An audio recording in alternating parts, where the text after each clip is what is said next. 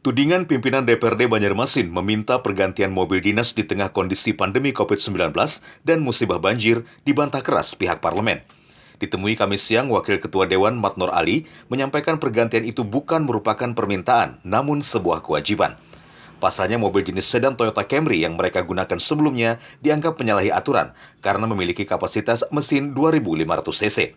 Sementara sesuai Permendagri nomor 11 tahun 2007, armada Wakil Ketua DPRD maksimal hanya 2.200 cc. Wakil Ketua DPR itu hanya bisa diperbolehkan sisi mobil itu 2.200. Kalau Camry ini 2.500. Artinya bertentangan dengan Permendagri nomor 11 2007.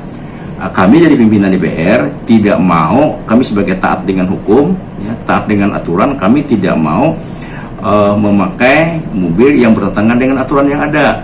Maka kami kembalikan. Politisi senior Partai Golkar ini juga menegaskan, mobil baru nanti tidak berkategori mewah, karena budget yang dianggarkan hanya 486 juta rupiah, sesuai Perpres nomor 33 tahun 2020.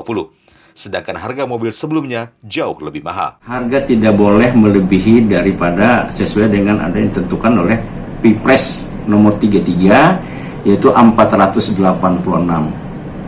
Nah, sekarang bandingkan saja, kalau Camry 650, sekarang kalau dibeli yang baru cuma 486, apakah itu mewah? Selain unsur pimpinan dewan, pergantian mobil dinas juga terjadi pada wali kota, wakil wali kota, serta sekretaris daerah.